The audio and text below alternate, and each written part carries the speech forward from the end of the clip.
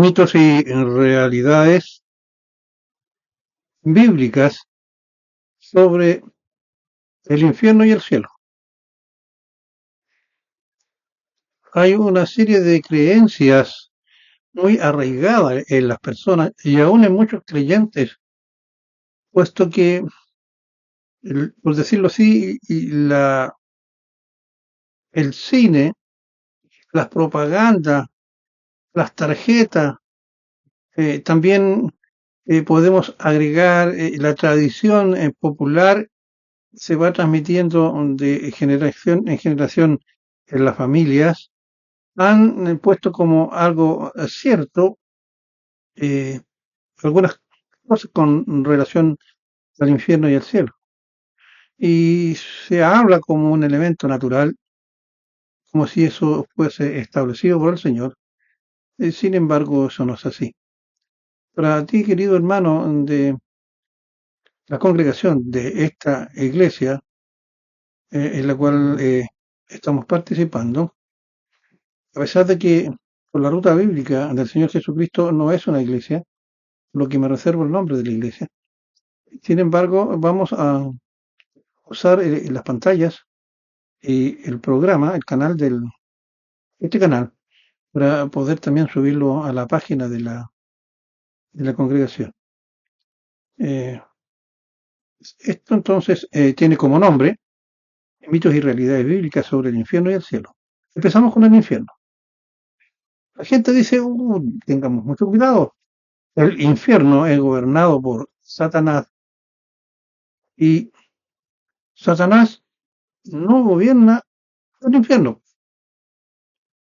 Lo ven muchas personas como un personaje rojo que vive en el fuego con un tridente, una cola de dragón, muy por el contrario, sino que es él que voluntariamente se aparta de Dios. Es decir, Satanás es aquel que en forma voluntaria se aparta de Dios y ahora vamos a ver sus consecuencias.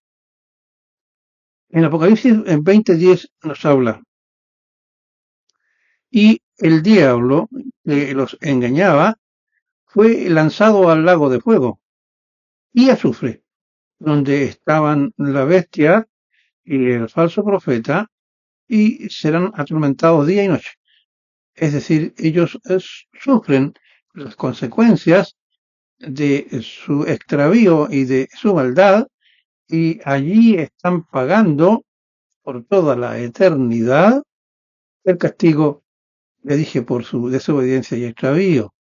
Por lo tanto, malamente Satanás puede gobernar en un lugar donde él es el condenado.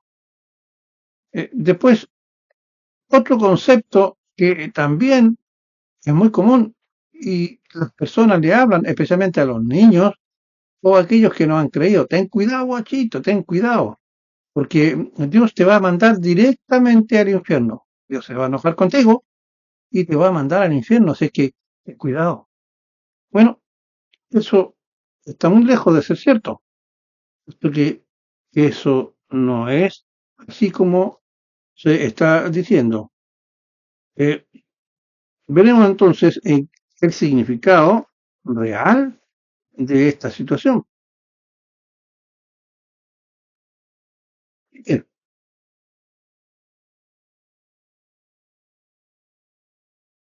según el Evangelio o la Biblia, Dios no envía a la gente al infierno, sino que es la persona misma, es decir, el hombre y la mujer, quien decide separarse de Dios y decide ir allí, o sea, es decir, al infierno, porque este es el pago de todos aquellos que rechazan la salvación entregada por Cristo en la cruz.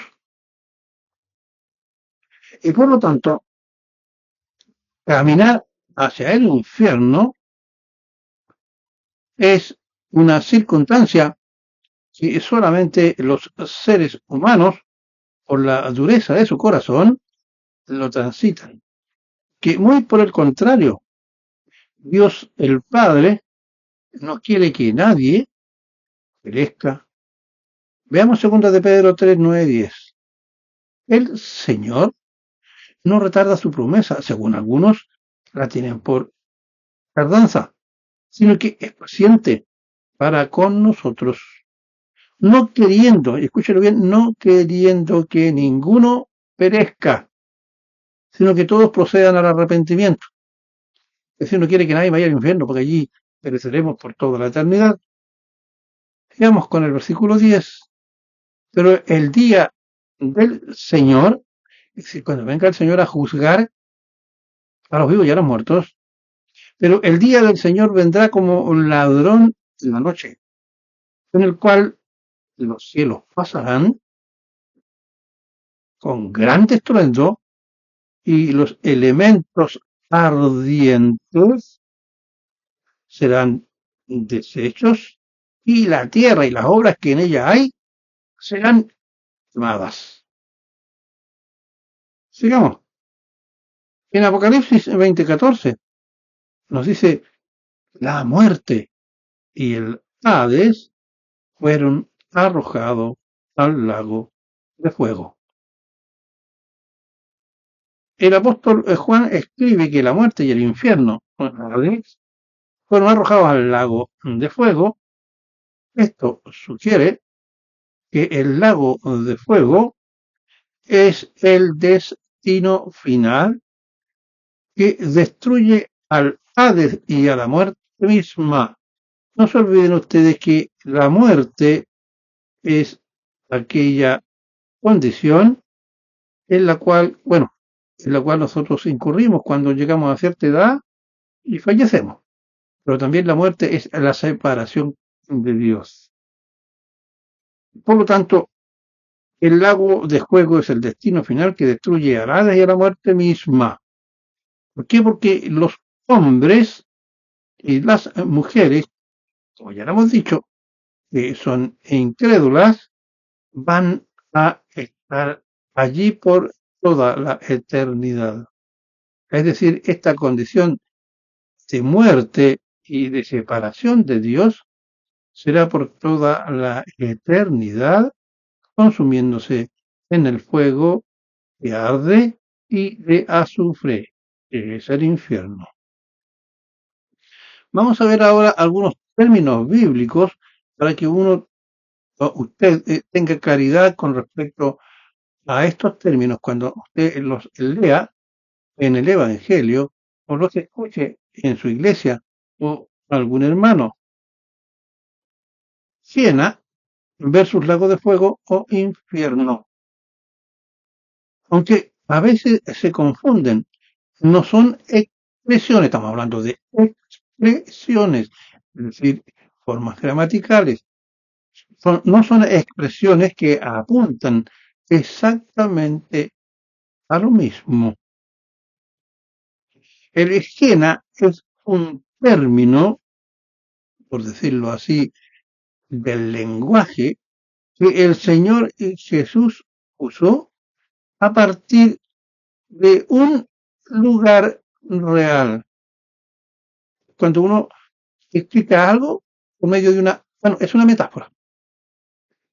Repito, el higiena es un término idiomático que el Señor Jesús usó a partir de un lugar real. El Hiena era un lugar creado por el hombre de su tiempo para referirse a la destrucción eterna, por lo que el Señor Jesús lo usaba para advertir a sus oyentes sobre las consecuencias horribles del pecado. Y el lago de fuego o infierno es la descripción bíblica del destino final. Ahora, hablemos un poco para entender mejor sobre el origen histórico del Siena. El Siena era un lugar donde allí se llevaban a los niños que eran sacrificados. El nombre original, Valle de Hinnom, está relacionado con sacrificios de niños al dios Moloch en la época en que había idolatría en Israel, que se realizaba, como ya lo dijimos, en el valle de Hinnom. Este concepto se señala con respecto a su existencia que era un basurero público. Tras la abolición de estos sacrificios de niños a Moloch, se convirtió este lugar en un basurero para la ciudad de Jerusalén, donde se quemaba desechos, cadáveres de animales y de los criminales que no eran sepultados, sino que arrojados a este lugar. También aquí se habla con relativo al infierno, en algunos términos bíblicos, como el lugar donde hay fuego y gusanos. Bueno, esto aplicado históricamente a Jena, al lugar creado por los hombres, se dice que este lugar, y así era, siempre estaba ardiendo y lleno de gusanos, lo que creaba una imagen vívida de destrucción y tormento. Ustedes saben que los gusanos corrompen o destruyen el cuerpo.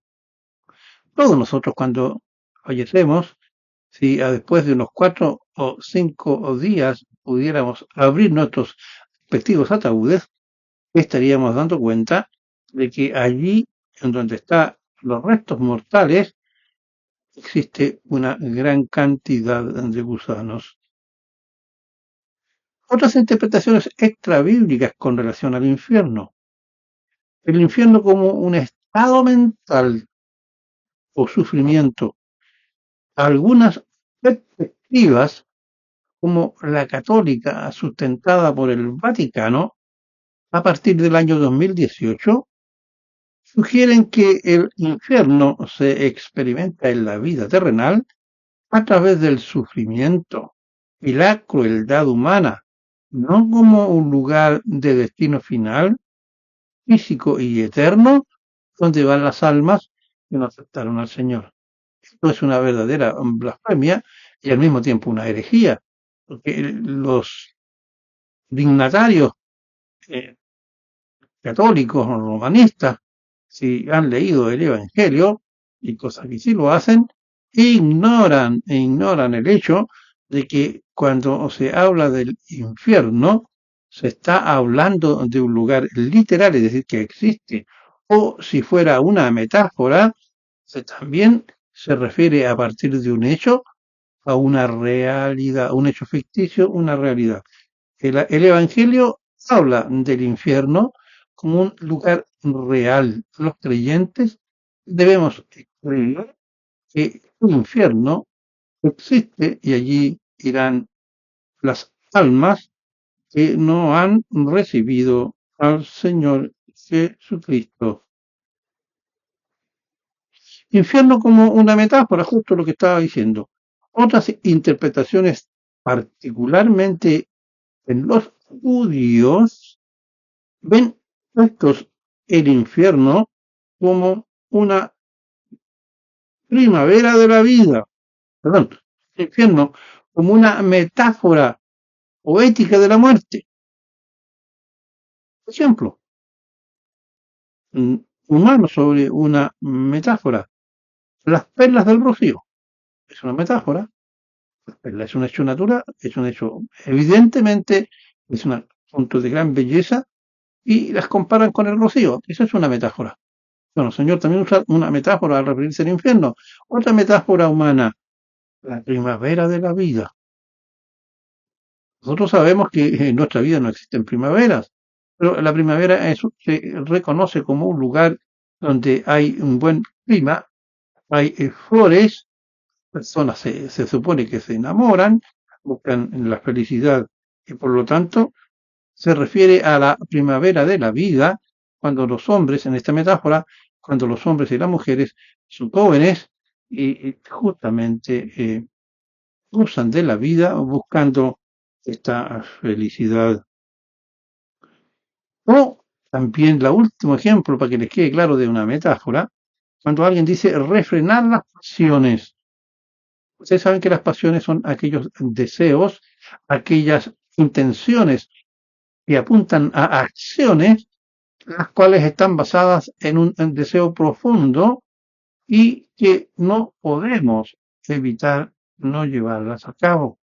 Y cuando se habla que se debe refrenar las pasiones, se refiere al hecho de, es cierto que un vehículo, por ejemplo un automóvil, puede, por medio de los frenos, detener su velocidad y su desplazamiento. En el caso de una metáfora, se quiere hacernos ver de que, bueno, se están refrenando las pasiones cuando somos capaces nosotros de poder eh, no cometerlas, a pesar de que tenemos ese llamado muy grande de nuestros sentidos por hacer aquellas cosas que, desde el punto de vista de una pasión, no son las más adecuadas, es decir, no son deseadas.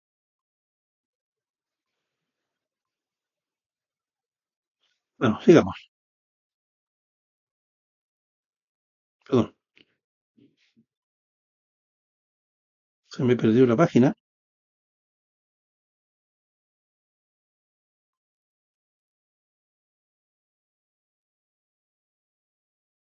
Bien,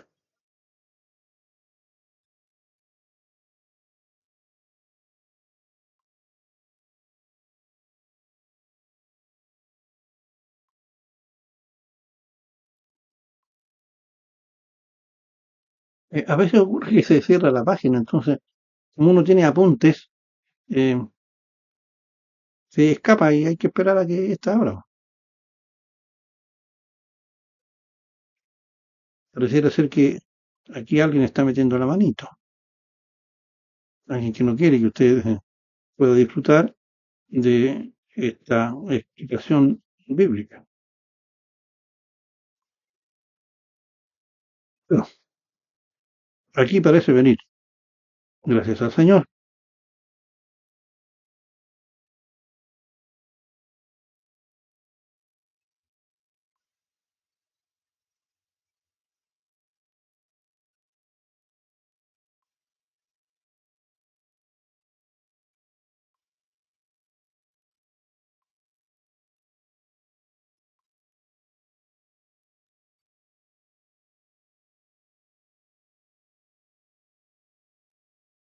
Muy bien. Eh, entonces, estamos hablando sobre lo que eran las metáforas. Y con estos ejemplos, eh, según lo que aplican, señalando que el infierno no es una realidad, sino que es una metáfora. Cosa que no, o sea, ellos postulan que no sería un lugar de castigo eterno. Hemos sostenido que lo que el Evangelio señala con respecto al infierno es una realidad. Pues bien, vamos a pasar ahora a otro tipo de malas interpretaciones que las personas o equivocaciones sobre lo que nos explica o nos dice el Evangelio. Ahora nos vamos al otro lado, es decir, nos salimos del infierno para irnos al cielo. Y hay una creencia popular que tampoco es bíblica, en las cuales se imaginan que Pedro, con respecto al cielo, sería un viejito barbón muy simpatiquito, a, parecido al viejito Pascuero, que teniendo las llaves en la cintura, está en la puerta del cielo, eh, haciendo ingresar a aquellos que han hecho buenas obras y expulsando a otros y redirigiéndolos al infierno porque no han hecho buenas obras. Esta visión me- no real de un cuento, de una imaginación humana, está ya ha sido establecida y al mismo tiempo eh, eh, convenida por la tradición católica y también por muchas personas que hablan de ese modo. Pero debemos decir que no. Pedro no gobierna el cielo, ni tiene las llaves en el sentido de ser un portero. Llaves del reino de los cielos en los evangelios o en la Biblia, a los que veamos qué pasaba con el concepto de las llaves. Dice que los que recibían llaves, fueran literales o simbólicas, se les concedía cierto grado de autoridad. Primera de Crónicas 9, 26 y 27. Y en este pasaje de Primera de Crónicas, capítulo 9, versículos 26 y 27, se refiere a los levitas, porteros, esto sí, porteros, que tenían a su cargo las cámaras y los tesoros de la casa de Dios en la época, en el antiguo pacto, encargados de la guardia, ser los soldados en cierto modo, y de abrir las puertas del templo cada mañana. Isaías 22, perdón, Isaías 22, sí, de los versículos 20 al 22, dice así: en aquel día llamaré a mi siervo el Eliaquín, hijo de Hilcías, y lo vestiré de tus vestiduras, y lo ceñiré de tu talabarte, y entregaré en sus manos tu potestad, y será padre al morador de Jerusalén y a la casa de Jehová. Y escucha ahora, en el 22, y pondré la llave de la casa de David sobre su hombro, y la abrirá y nadie cerrará, cerrará y nadie abrirá. Este es el concepto de poseer las llaves, es permitir el ingreso o impedir el ingreso.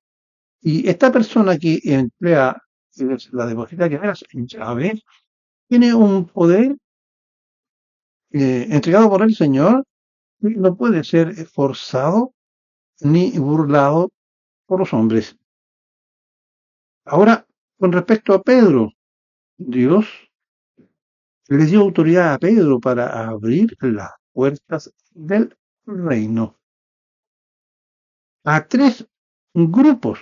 Es decir, Pedro, cuando el Señor le entrega, le dice: Pedro, aquí que tú tendrás las llaves, y aquello que atarás en el cielo será atado, y aquello que desatarás será desatado. Entonces Dios le dio, cuando le dijo estas palabras de entregarle las llaves, Dios le dio autoridad a Pedro para abrir las puertas del reino de los cielos, que se iniciara en esos pueblos el ingreso hacia la tierra prometida o hacia el reino de los cielos. Del reino a tres grupos. Estos, bíblicamente, está referido, por así decirlo, a quienes o a qué pueblos tienen derecho a la salvación, que es lo mismo que decir quiénes podrán ser salvos.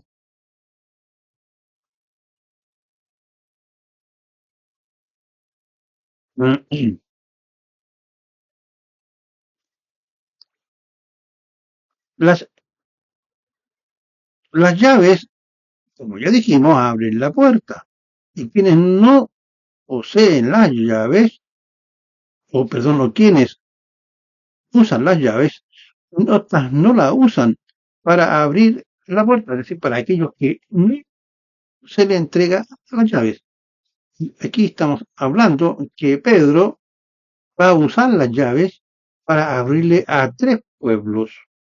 Y aquellos que antiguamente no tenían las llaves no podían entrar al cielo, al reino de los cielos. Recuerden que la salvación primero vino para Israel.